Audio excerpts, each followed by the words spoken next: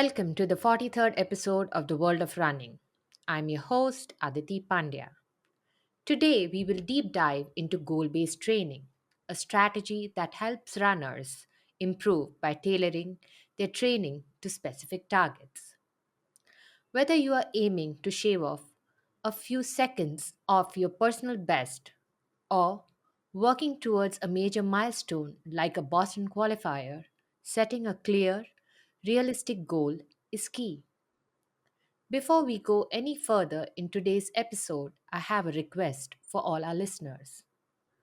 Please remember to rate our podcast on your preferred platform and share it with a fellow runner. For more running tips, subscribe to our YouTube channel, Geeks on Feet, and sign up for our weekly newsletter, the details of which are in the show notes. In this episode, we discuss how to identify current base space, figure out the right distance for testing, and what a realistic progression looks like. Our guest for today is not new. He is the co founder and producer of Geeks on Feet and the World of Running. Let's welcome Arvind. Hi, Arvind. How are you? Very good, Aditi. Thanks for calling me again on the show. It is always pleasure talking to you, Arvind, and I have been very, very closely following you in this cycle of yours, and I know that you are very close to your next race, that is Chicago. You done wonderfully well in the beginning of the year, and I know, and for all our listeners, Arvind in his last marathon, that is Delhi, ran a 3:23, and now he has another goal for himself. So I thought, why not but talk with the expert who's been training so well. So um Arvind, you know we we've been, as I mentioned, that you and I have been seeing each other very closely with respect to our last goals and what we want to achieve in our next races. So can you talk about what is a goal based training and how to set these realistic goals, right? So if you can throw some light around it. That's a very interesting question. And why don't we make this more discussion? Because I know, when it comes to um, training, you are as qualified as me, or you are probably as experienced as I am. So that said, let me give my view, and then probably you can add to it. So let me start with what is not goal-based training, right? Because um, I see questions coming from Geeks on Fit community many a times, right? And also I see runners who come to our studio at Run Mechanics asking questions like, can I target, say, a marathon in the next 6 months? And they would have just started their running journey, right? So they would have run their first 10K or a 5K, and then they're already thinking of running a Mumbai marathon or a Boston qualification. So a lot of times, what happens is that when we chose to run, when we chose to continue running, these goals seems to be random, at best, accidental, right? So we pick goals because either our peers are doing it, or we pick goals because some so you would have heard about, say, a Boston qualification from some social media post, and so on and so forth. So this is what I would say, not goal-based training. So we are picking up goals randomly, based on something that is influenced us externally, whether it is social media or something. So if we take that out of the equation, that is not goal-based training. The remaining pie is goal-based training. Now, here also, I see even experienced runners making mistakes, in the sense that they pick goals which are too ambitious, they pick goals which are reasonable, probably, but their training seems to be not really oriented towards the goal, right? So goal-based training is essentially putting the goals in the front, and then seeing whether they are, how good they are, whether they're reasonable, they're achievable, and then accordingly train for the goal, right? So we can talk more about goals and how do we set them, etc. But I think goal based training, in my mind, if I have to put in simple words, setting a reasonable goal and then training for the goal is what goal based training is. So, so, and I'll tell you, for me, it is to be honest throughout the training cycle. And when I talk about an honest approach towards training, Arvind, what I actually try to mean is that you have to be honest to the sport, right? So you have to keep the sport at the forefront, and you have to identify as to where you are currently and where you want to go. So for example, if so let me just bring in some examples to contextualize, and maybe you can add something more. Is last year I generally run only one marathon a year, and that is also because I can't recover well, and it marathon is it takes a toll on me. And just to unwind, reboot, Indeed. recover, Yeah. and then start for another cycle always takes another 3 to 4 months for me. So if I have to take this year's Delhi, and as compared to last year I ran a Delhi marathon in 3:51, and then my goal for this year was anywhere around 3:40. So if I have to take a macro cycle, I had done a base race, that was my Bangalore half, and that's where I saw what was my timing and what was my average kilometer pace, which was a 5:22. And then just before Delhi, I did another tune up in Baroda, that was around say 5:03 per kilometer, an average pace of 5:03. And when I was doing my longer runs, I was able to hold around 5:25 to anywhere between 5:20 to say a 5:25. And I was able to hit my paces as far as my longish tempos were concerned, but not the marathon pace. And so we were discussing, and I know that the two of us also discussed, Rati, what will be a realistic goal for you. And I always kept saying, I think at 3:40, if I get lucky, I might break the 3:40 mark. And I was able to complete my quality runs without, and still have some energy left in me. So that was where I was. So I think I that's want your important, right? thoughts. The self awareness that you talked about, as in how is your training going, able to assess where I am with respect to the goal. I think, in my view, that intuition, developing that intuition, and how do you know where you are, right? I mean, there are different means to do it. We can discuss in detail, but I think that a kind of a sixth sense, right? Okay, I'm able to hit these spaces in my training, which means I can hit this space in the race. I'm able to hit this space at this distance, and I still have energy, as you said, in your experience, right? That is a good indication that probably I can reach a bit more, right? So I think these are the intuitions as runners we should develop, and this is something that takes time, of course, right? So Arvind, I have heard this, right? That we have, and we spoke about realistic goals, but people say that to a large extent, in a macro cycle, we can hit or improve by 4%. So is that a magic number? Does it have any science behind it? Um, have you heard of it? So Yeah, of course. so, so I think a lot of times, if you have to set a baseline and you don't have anything, like if, for example, you just ran, say, a 4 hour marathon, and you're looking for your next marathon, and you want to have a goal, right? I think the start point could be 4%, as in, from say 4 hours. If I have to, 4 hours is, say, 240 minutes, right? So that basically translates to 4% of that would be about 8 plus minutes, right? As the kind of improvement that you can make. And that seems very reasonable, right? Especially if you have uh, still improving in your running journey, as in you're still able to make progress as part of your running journey, right? And there are, situations where you would plateau, and everybody plateaus at the end of the day, as the age comes in, and so on and so forth. But I think to your question, the 4%, I think it's a very good baseline to start with. But that said, as I said earlier, we need to consider other factors, right? So, am I plateauing already? Like, for example, if I'm at a 3 hour marathon already, I probably cannot expect 4% kind of a improvement goal, right? Rather, I would stick to 2%.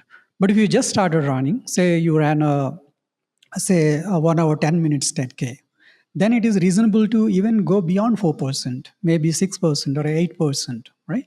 So I think as a runner, you need to assess, in my view, you need to assess how your progression curve is currently.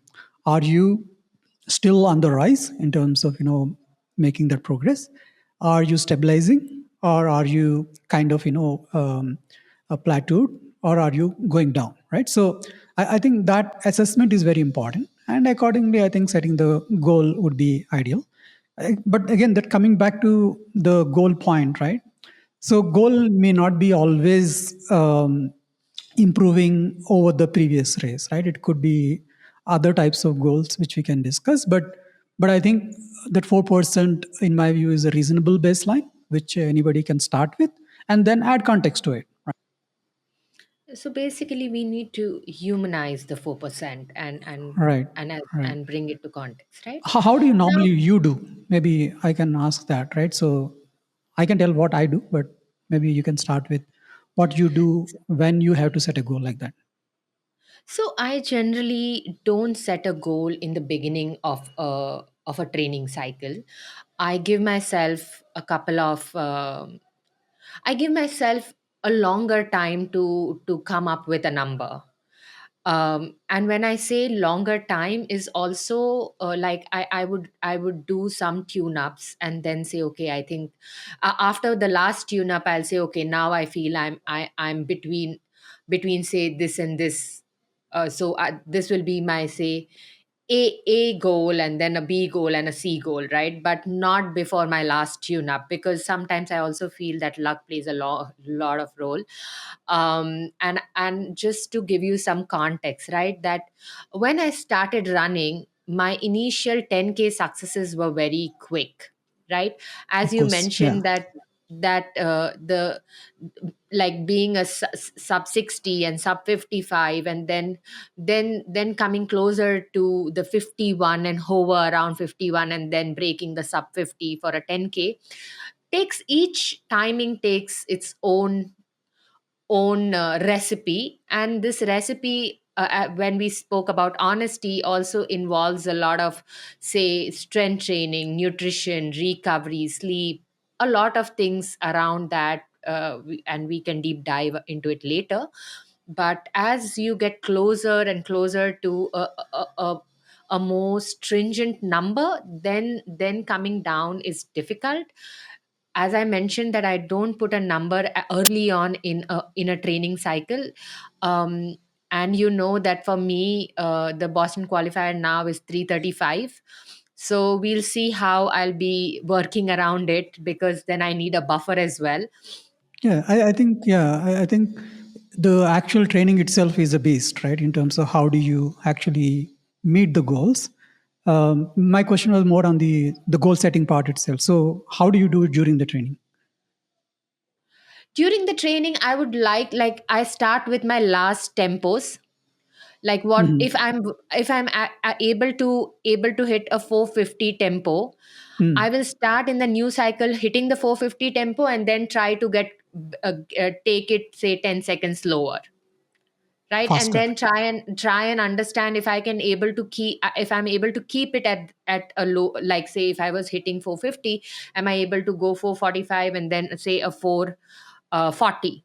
And Right. that's how I will check my difference from the previous cycle, and that's how I will then tune up my paces. So the way I do it slightly differently, since I train year around, I mean, at least for the last 3 4 years, I've been training all year around, right? And then adjusting the training based on the race, and adjust the volume and intensity accordingly, right? So the way I was doing is that I take a kind of a broader goal initially, like a range, right? Like say when I started this cycle, I had a, I mean, of course, I had a goal that I had to be faster than my previous race. Apart from that, I don't have a very clear kind of a number, right? So I was hoping anywhere between 3 hour 15 minutes to 3 hour 20 minutes. That is the range that I started with.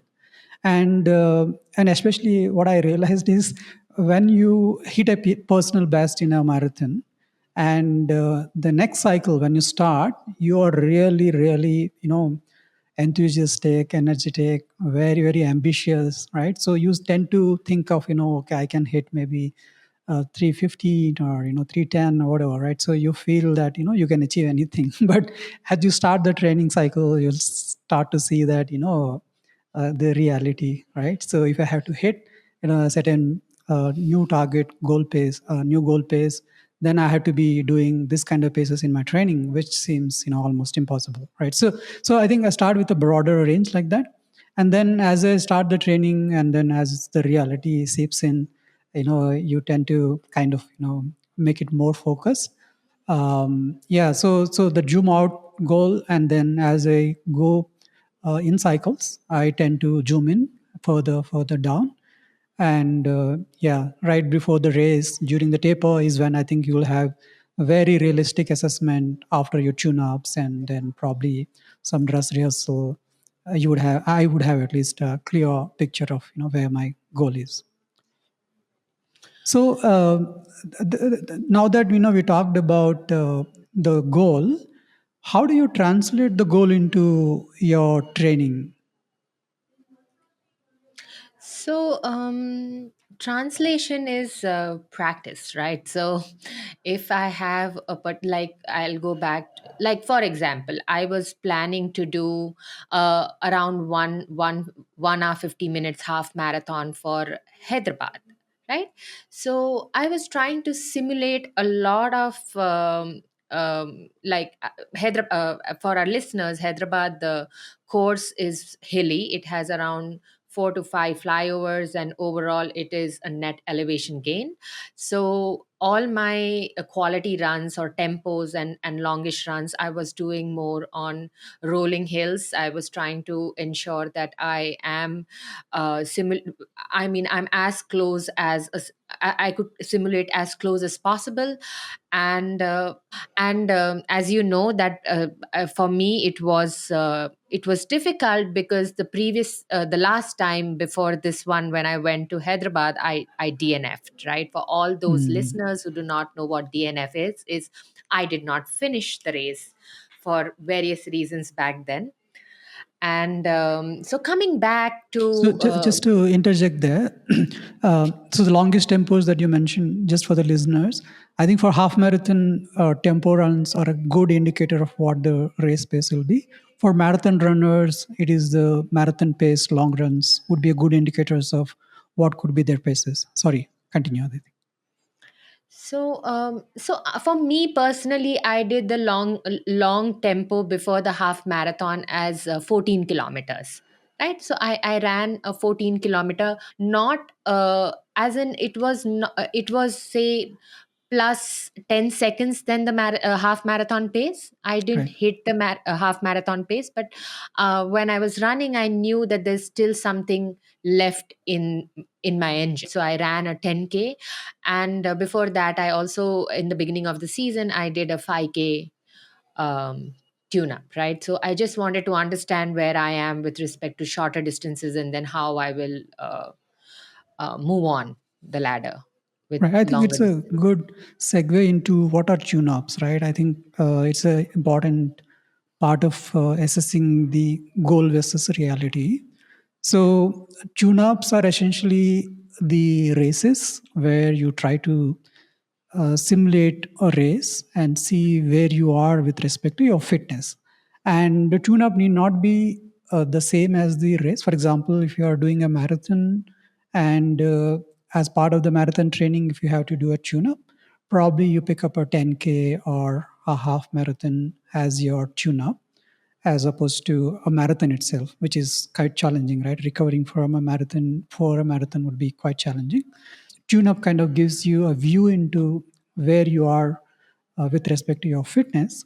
And then, based on the tune up performance, one can assess where they stand with respect to their goal. How to do that, that we can anyway discuss. I think one of the things that Aditi, we missed out talking is baselining, right? So, how do you baseline your current performance and then go from there to the training? So for Hyderabad, you said you have used the Bangalore 10K as the tune-up, right? Is it correct? Yes. In my case, I was the reverse. Hyderabad was my tune-up for my next marathon. So So why don't you talk, Arvind? And I would like to understand from you, because I've seen that you do take more tune-ups, right? Like I have seen you running more 10Ks as just tune-up races or just longish tempos, and also your half marathons as long runs or just longish tempo tune-ups for a marathon. And personally, I feel that it gives a lot of confidence when you do a couple of them. So if you can help me whether you've used any of them to be a baseline run, and then the next, or the couple of next races, consecutive races, as your mm, tune up races, so we can also cover baseline identification. yeah. So in my case, so I mean, I think for the most part, baseline runs are done in the early phases of the training. So these are also races, probably, but the idea is to understand where you are, because you're starting a marathon cycle. You can't really know what would be your marathon pace. So you would use a shorter run as a race to assess your current pace, right? I think for some people, it might be natural that they can understand where they are at. But for most of the mortals, rest of us, as in the mortals, we need to kind of, do some kind of a race or a time trial, which you can use as a baseline. I normally use a 5K or a 10K as the baseline run to understand where I stand. So in this particular cycle, I have used a couple of runs. So I ran TCS 10K as the race before the marathon training cycle. So I had a fair understanding of where I stand at 10K. But unfortunately, it didn't go very well. So I had to do another 10K race. So which I did it after TCS 10K. Now, from there, I could assess where I stand with respect to my marathon goal, or I can use that as to set the marathon goal, right? And how do one can do it? There are multiple ways. One of the popular ones is VDOT. You can just Google VDOT. You will find the website where you could set kind of input your current recent race time, which could be 10K, half, whatever. And then it would tell what could be the potential target that you can have for a marathon or a half marathon, right? So uh, this is again, these are all based on some empirical data. There is nothing scientific, right? It is basically statistical. Now, once one has that kind of information, it doesn't mean that they can automatically do it, right? So it's like, so if I say 10K I have done in 45 minutes, that doesn't mean that I can do a marathon in 3 or 30 minutes, right? It's not automatic. While the tool might tell you, VDOT might tell you to do that, but that's where I think the next actual training comes in, right? So you have the baseline. So you are in a fitness for a 3 hour, 30-minute marathon. Then the next step would be, how do I reach there, right? So that is the baseline, how I would run the baseline races. And after that, as part of the training, I would have, especially not in the initial phase. So the training, when I break it down, multiple phases, multiple microcycles, right? So in these each cycle, I would have certain goals in terms of how I'm progressing. But the tune-ups during the training happens towards the later part of the training, right? So I do probably one tune up, say midway, like kind of towards the later part of the, so like say 60% of the training. Then I kind of do more tune ups, like around 70%, 80%, 90%, right? And not all tune up needs to be races. Some of them can be time trials. In many cases, what happens, what I realized, right? So while the expectation is that you want to do a tune up, but the tune up means that you have to travel to a different location probably, and then you have to run, and you have to travel back. So all of this would again kind of seep into your training and can impact your training rhythm. So not all tune up has to be like proper timed races. Some of them can be maybe a time trials as part of your training itself. So you could create or kind of simulate the situation by calling your running buddies to race along with you. So it kind of feels like it's a race, right? You're kind of trying to make it like a race. At least psychologically, you can get that feeling of riding a race. So So, Arvind, for these tune-ups, how do you train, right? So, I'm sure that there is a lot of strength training going on. There is a lot of long runs, tempos, endurance. So, how do you bring all of this into picture so that you can do one time trial or you can do a tune-up? uh, and just the journey towards a tune-up or a time trial with respect to speed training and coupled with endurance and strength, if you can bring in. right. So I think, well, let's go back to the goal, right? So if the goal is, say, uh, so we talked about 4% magic number, which I think is not really the way to go. But as you kind of start with a range, and then as you sharpen the focus to a smaller range to maybe a specific number, I think it is important to kind of break down the journey to the goal into parts, right? Like, for example, if I am at a 4-hour marathon and I want to do, say, 350 marathon as part of, say, Mumbai, which happens in January. Now, to go there, it cannot be random, right? Like, how do I go from 4 hours to 350? Is that like I just need to do a lot of runs and put a lot of miles? Will I reach? And that's what unfortunately, what I've seen many people do. They just follow either a random plan, or they just run randomly, like week on week, some mileage, and then they think that they can reach. So I think the key is to assess the baseline, which is basically we talked about earlier. Now, from that baseline, to understand how do we kind of reach to the target, right? So that would involve multiple things, right? One is improving on the speed. The second is improving on the endurance, which is basically ability to run long. And third is a combination of both, as in running longer with the speed that you desire. And fourth is the force production or the strength, right? So the muscular strength and endurance. So once we kind of assess that, as in based on the current base and based on the goal, if we look at these dimensions, speed endurance, and then muscular endurance and strength, apart from that, there are other factors like, say, neuromuscular ability. Then there is running mechanics, right? So those things also can be looked at. But I think these dimensions has to be looked at, and then see how do we make a slight progress in each of these, right? So in some cases, for example, someone running a half marathon and then going into a full marathon for the first time, then the way to look at that would be focused a lot more tilted towards the endurance, because you haven't run the distance of a marathon, right? Versus somebody who has been running marathons, and then they had a steep goal of, say, wanted to do BQ. So then in that case, the speed endurance may be the real aspects to work on. On the other hand, somebody who is getting frequently injured, or they are not able to take the rigor and the mileage that comes, the load that comes from a marathon training, and they're not able to recover quickly. They have inflammations, niggles. In that case, working on strength could be a priority. So I think that is, in my view, is the key. Once we understand the base, once we understand the goal, see where we are, how are we in these dimensions, and accordingly kind of define the training, right?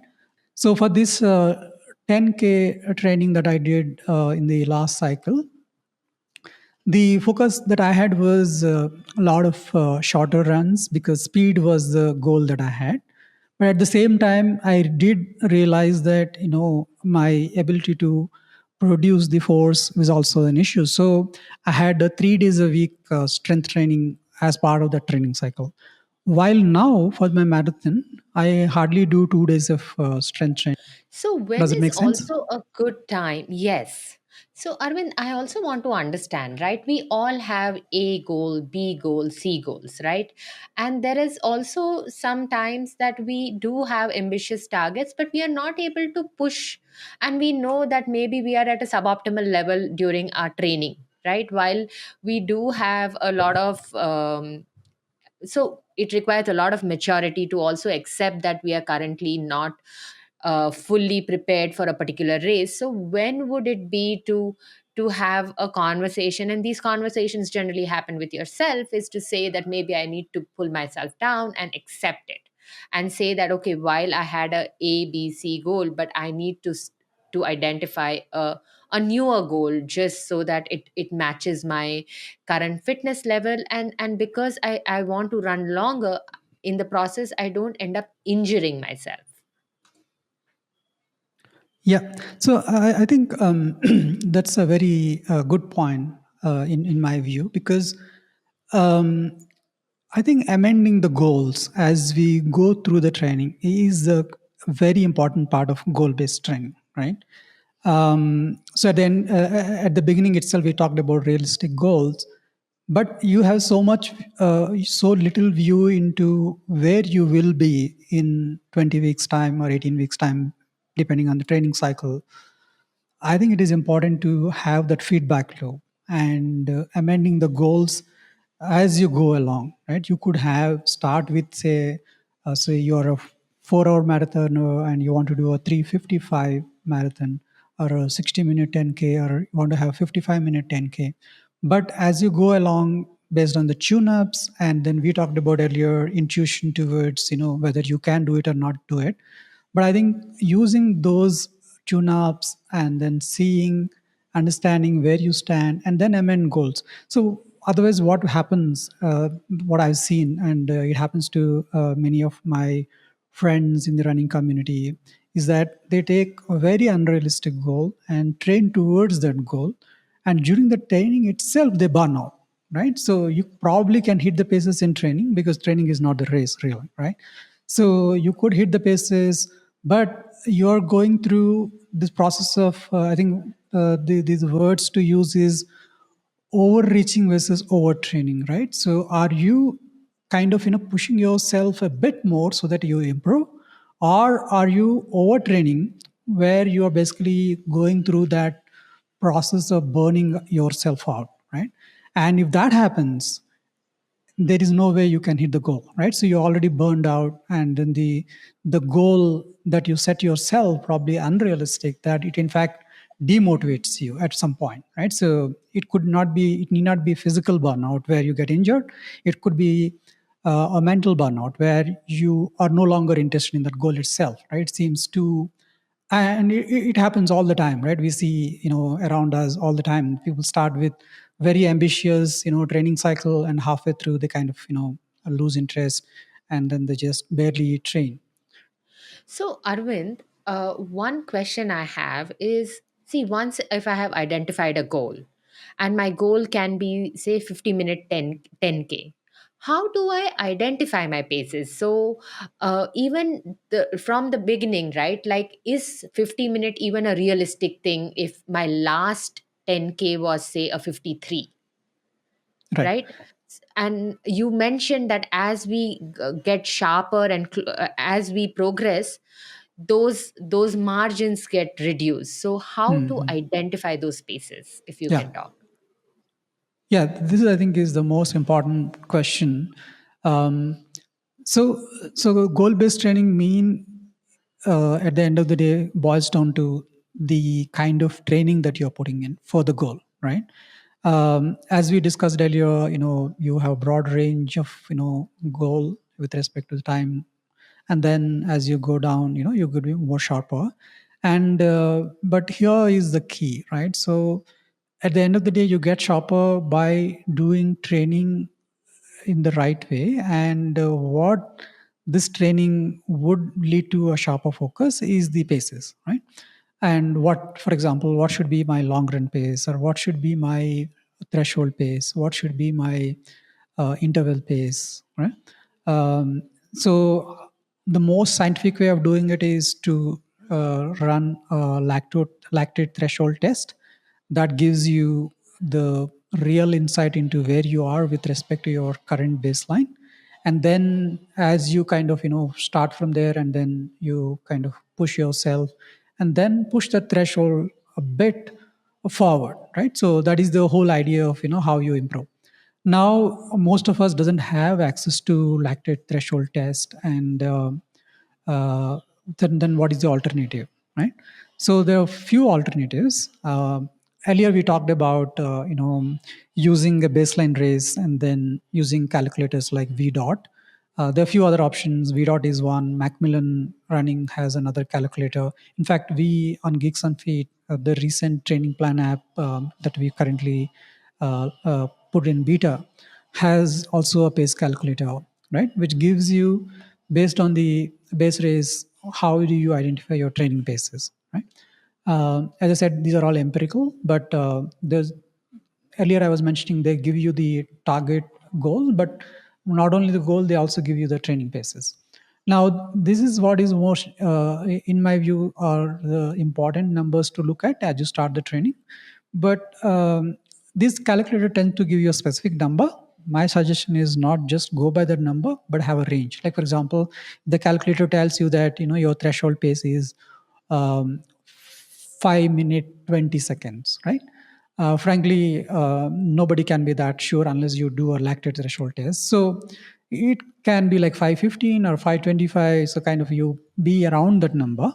And as you run more, as you train more, you kind of develop that feeling that, what is more comfortable for me for that effort.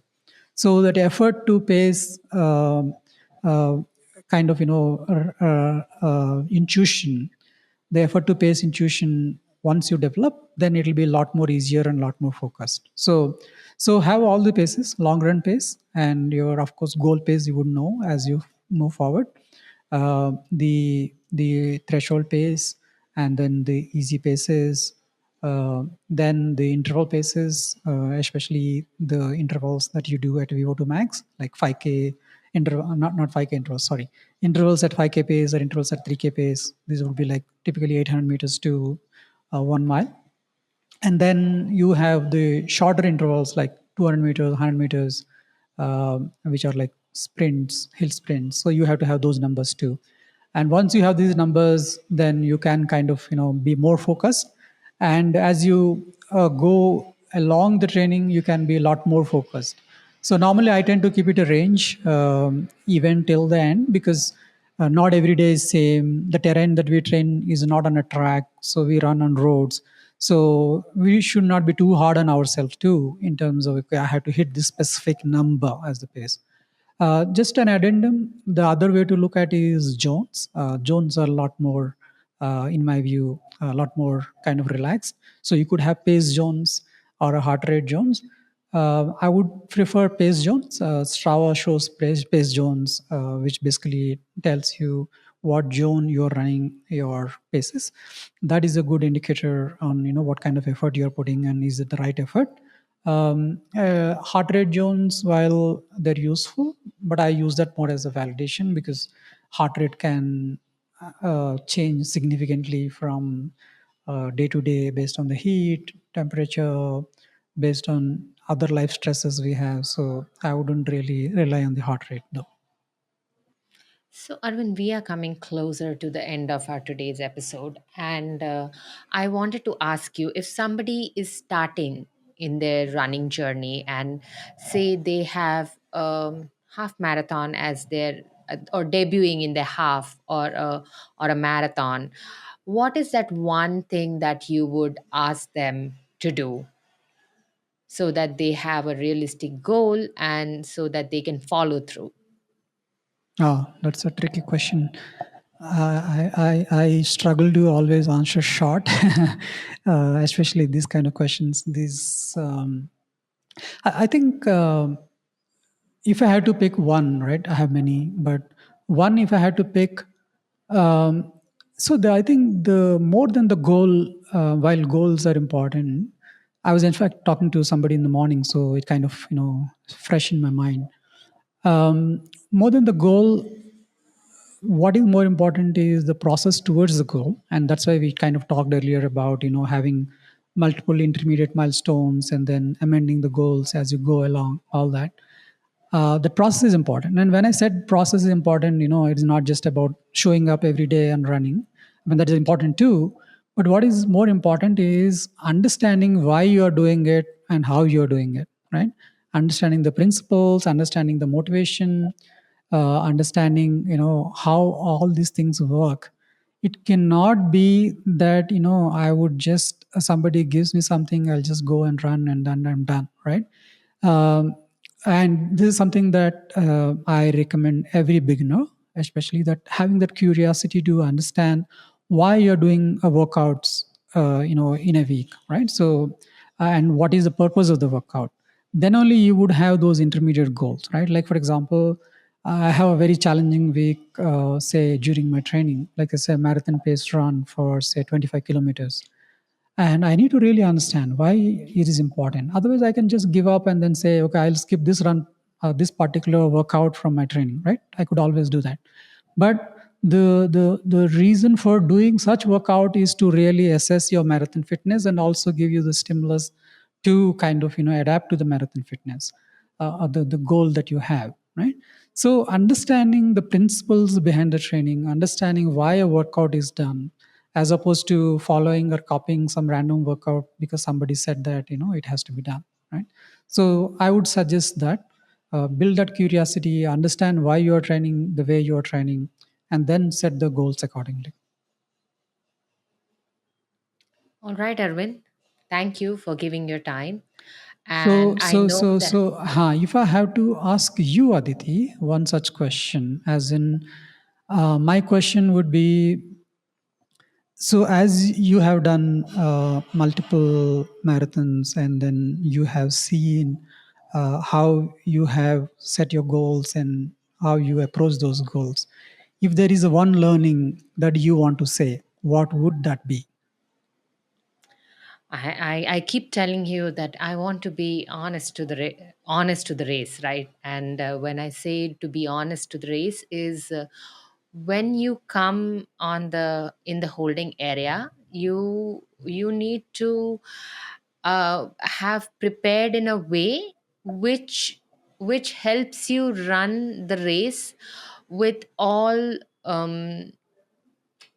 all the pride and dignity and honesty that you'd put in. So it doesn't matter what your time goal is, but you should enjoy that journey, right? Like either it is a journey for the race, or even if it is a half 21.195 kilometer, or the 40 or the marathon, you should enjoy it and you should owe it, right? You should owe it like a champion. You are a champion if you come to the if you're finishing the race. So a lot can happen between the start and the finish line, but just just to enjoy and reflect on the entire process of your training, and then move on and accept it, right? Own it up. That, oh, wonderful. That's a fantastic thought. And that triggered a thought in me as well. So I'm thinking the goal, the whole discussion around goal-based training is not about a specific race alone, right? The goals can be really, really long term, right? So I had this long-term goal of doing like a marathon for almost 6 years before I even ran my first marathon, right? I think the goals have to be long term, and then there has to be short term, and then there has to be even shorter goals, right? Like micro goals. I think the breaking down the long term goals to shorter term goals and shorter term goals to a smaller micro goals, like a monthly goal or a weekly goal, I think in my view is very important. Yeah. Thanks for Yeah, it sharing that makes wisdom. yeah, it just makes the journey more interesting. And yes, you should have a very good group of people surrounding you, and that makes the entire process very enjoyable. uh, be it handful of people, but they should be so honest to you that they become your sounding board, and it just adds to this entire journey, whether you are wherever, wherever in this marathon. It'll just make the entire process even more wonderful. So yeah, that's it. Keep it simple. So, thank you, Arvind. I know you have an upcoming race, so all the best, and we'll be cheering for you. Thank you, Aditi. I really enjoyed this conversation. I would like to thank all our listeners, and if you like this episode and would like to know more on the world of running, please subscribe to our channel. And if you know of someone who is starting their journey into fitness and running, do share our podcast link with them. I would like to thank my friend Arvind for editing, sound recording, and taking care of the post production for this podcast. If you have any suggestions on improving the content of the show or topics you would like us to cover, please share it by emailing us at connect@geeksonfeet.com. Or you can also reach us through Twitter, Facebook, or Instagram.